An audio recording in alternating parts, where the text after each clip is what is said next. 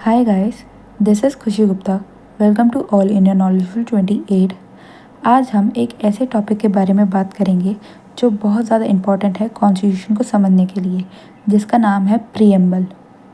तो सबसे पहले हम बात करेंगे कि प्रीएम्बल की हिस्ट्री, ये आइडिया कहाँ से आया. तो ये आइडिया आया, प्रीएम्बल का आइडिया बिल्कुल नए ज़माने का नहीं था. इसका इंस्पिरेशन अमेरिका के कॉन्स्टिट्यूशन से आया था. यूएस कॉन्स्टिट्यूशन में भी एक पावरफुल प्रीएम्बल है. हमारे कॉन्स्टिट्यूशन के मेकर्स ने भी ये सोचा कि भारत को भी एक स्ट्रॉन्ग ओपनिंग स्टेटमेंट चाहिए जिसमें हमारे नेशनल गोल लिखे हों. अब बात करते हैं कि इसको इंट्रोड्यूस किसने किया था. 13 दिसंबर 1946 को पंडित जवाहरलाल नेहरू जी ने ऑब्जेक्टिव रेजोल्यूशन कॉन्स्टिट्यूशन असेंबली में एक इंट्रोड्यूस किया. ये रेजोल्यूशन एक विज़न डॉक्यूमेंट था जिसमें बताया गया था कि इंडिया किस तरीके का देश बनेगा. सोवरेन होगा, इक्वल होगा, सबको जस्टिस मिलेगा और डेमोक्रेटिक प्रिंसिपल फॉलो करेगा. अब ऑब्जेक्टिव रिजोल्यूशन का हुआ क्या जो बनाया गया था. ये रिजोल्यूशन अडॉप्ट हुआ 22 जनवरी 1947 को. बाद में यही बेस बना हमारे कॉन्स्टिट्यूशन के प्रीएम्बल का. इसका वर्डिंग मॉडिफाई करके हमने अपना एक प्रीएम्बल बनाया. अब बात करते हैं कि अडॉप्ट कब हुआ.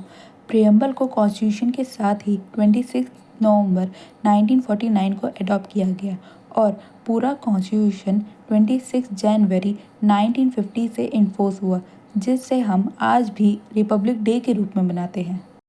अब प्रीएम्बल की एक एक लाइन को ब्रेक डाउन करके समझते हैं. पहली लाइन है we the people of India. इसका मतलब है कि कॉन्स्टिट्यूशन किसी राजा या ब्रिटिश या आउटसाइडर ने नहीं बल्कि हम भारत के लोगों ने ही बनाया है. पावर किसी एक के रूल के पास नहीं होगी, लोग ही अल्टीमेट पावर बनेंगे. डेमोक्रेसी का रियल फाउंडेशन है ये. सेकेंड लाइन का मतलब है having solemnly resolve to constitute India into sovereign socialist secular democratic republic. Sovereign का मतलब होता है इंडिया कम्प्लीटली फ्री है, किसी फॉरेन रूल के अंदर नहीं है, अपने डिसीजन खुद ले सकता है. सोशलिस्ट का मतलब है हर सिटीज़न को इक्वल अपॉर्चुनिटी मिले, अमीर गरीबी का कोई फ़र्क ना हो. गवर्नमेंट का ये रूल है कि पब्लिक वेलफेयर पर वो फोकस करे. सेक्युलर का मतलब है देश का कोई अपना धर्म नहीं है, हर धर्म का इक्वल रिस्पेक्ट, ना फेवर ना हेट. डेमोक्रेटिक का मतलब है सरकार को लोग वोट करके चुनते हैं, गवर्नमेंट लोगों के लिए है, लोगों के द्वारा है, लोगों की सरकार है. रिपब्लिक का मतलब है इंडिया का हेड प्रेसिडेंट चुन के आता है, ना कि राज परिवार के हिस्सा होता है. हर सिटीजन के पास इक्वल राइट है हाईएस्ट पोस्ट तक पहुंचने का.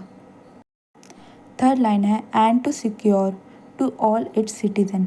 कॉन्स्टिट्यूशन हर सिटीजन को कुछ प्रॉमिस करता है. ये प्रॉमिस है जस्टिस, लिबर्टी, इक्वालिटी, फ्रेटर्निटी. अब जस्टिस में सोशल, इकोनॉमिक एंड पॉलिटिकल आता है. सोशल जस्टिस क्या होता है, भेदभाव नहीं होगा जाति, जेंडर या धर्म के बेसिस पर. ठीक है. इकोनॉमिक जस्टिस क्या होता है, सबको रोजी रोटी मिलेगी, एजुकेशन होंगे, हेल्थ केयर होगा, सबका इक्वल चांस मिलेगा. पॉलिटिकल जस्टिस, वोटिंग का राइट सबके पास होगा, इक्वल पॉलिटिकल अपॉर्चुनिटी मिलेगी. अब है liberty. Liberty of thoughts, expression, belief, faith and worship. हर इंसान के पास हों ये सारी चीज़ें. सोचने की आज़ादी, थॉट, बात कहने की आज़ादी, एक्सप्रेशन, अपने धर्म पे विश्वास रखने की फ्रीडम, बिलीफ एंड फेथ, पूजा पाठ अपने तरीके से करने की छूट, वर्शिप. अब बात करते हैं equality of status end of opportunity की.